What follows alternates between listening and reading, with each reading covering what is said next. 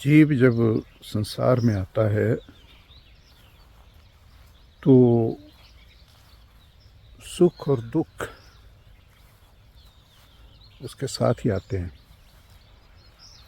सुख की कामना के कारण वो जन्म लेता है और कुछ दुखों का भुगतान करने आता है और अपने आप को दुखों से मुक्त करने के लिए आता है।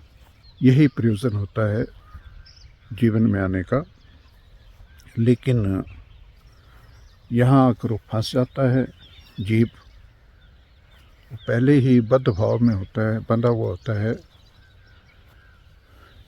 और यहाँ आके फिर वो नित्य नए संस्कार बनाता है और ये जो दुखों की श्रृंखला है ये चलती ही रहती है। सांख्य दर्शन के हिसाब से 3 तरह के दुख हमारे जीवन में आते हैं। आदि दैविक दुख, आदि भौतिक दुख और आध्यात्मिक दुख। ये 3 प्रकार के दुख जीवन में हमारे आते हैं। सभी दुख जो हैं वो हमारे पिछले जो संस्कार हैं उनकी बदौलत ही होते हैं, लेकिन इनका जो कारण है वो अलग अलग चीज़ें बनती हैं। आदि दैविक दुख में जैसे किसी प्राकृतिक आपदा की वजह से हमें दुख होता है, बाढ़ है, तूफान है या भूकंप है या इसी तरह की जो अन्य चीज़ें हैं वो आदि दैविक दुख में आती हैं। और आदि भौतिक दुखों में आते हैं जैसे किसी अन्य की वजह से हमें दुख होता है। जैसे हम घर में बैठे हैं, कोई गाली गलौज करके चला जाता है या कहीं और कोई पत्थर मार देता है, चोट पहुंचाता है, या किसी के संपर्क में आने से हमें कोई इन्फेक्शन पकड़ लेता है, बीमारी हो जाती है, तो ये है आदि भौतिक दुख। या चोट लगने से, एक्सीडेंट से, किसी वजह से हमें जो दुख पहुँचे, किसी ने हमें धक्का दे दिया, कोई चीज़ हम पे गिर पड़ी, इस तरह के दुख।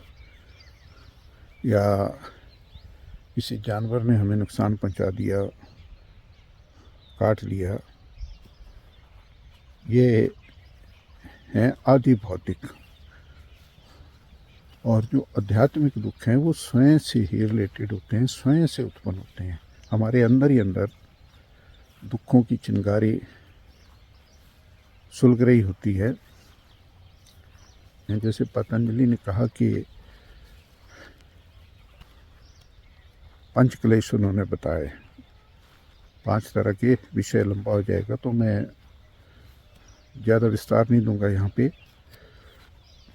तो इतना समझें कि जो आध्यात्मिक दुख हैं वो अपने आप में उत्पन्न होते हैं, अपने आप से उत्पन्न होते हैं, हमारी सोच से उत्पन्न होते हैं, हमारे पिछले संस्कार से उत्पन्न होते हैं।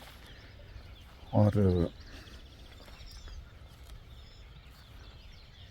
ओवरऑल हम ही उसके लिए जिम्मेवार होते हैं, ये जो आध्यात्मिक दुख होते हैं। तो फिलहाल के लिए हम इतना जान लेते हैं ये दुख क्यों होते हैं, या जीव का निर्माण क्या इन दुखों को भोगने के लिए होता है, या जीव के निर्माण में कितने जो तत्व हैं सांख्य के हिसाब से होते हैं, कितने तत्व, और कैसे इन चीज़ों से छुटकारा हो सकता है, हम खुद को फ्री कैसे कर सकते हैं, एनलाइटन कैसे कर सकते हैं। ये अनुभव व्यक्ति को योग के माध्यम से ही होता है। तो आत्मविमर्श में आने वाले जो हमारे अंक होंगे उनमें हम कोशिश करेंगे जानने की। देखिए, ऐसा है कि मैं भी एक साधक हूँ, जैसे आप हैं। मैं कोई विशेष या विशिष्ट व्यक्ति नहीं हूँ, फिर भी मेरी एक इच्छा है कि मैं अपने जैसे दुखों के जाल में, संसार के जाल में फंसे हुए जो हमारे भाई बंधु हैं, अपने अनुभवों के द्वारा उनकी कुछ मदद कर सकूं। कोई नाम कमाना, पैसा कमाना, ये इसके पीछे उद्देश्य नहीं है। तो आप जुड़े रहें। अगले जो हमारे आत्मविमर्श के अंक होंगे उन पर हम जो महत्वपूर्ण बिंदु हैं उनको टच करेंगे। धन्यवाद, नमस्कार।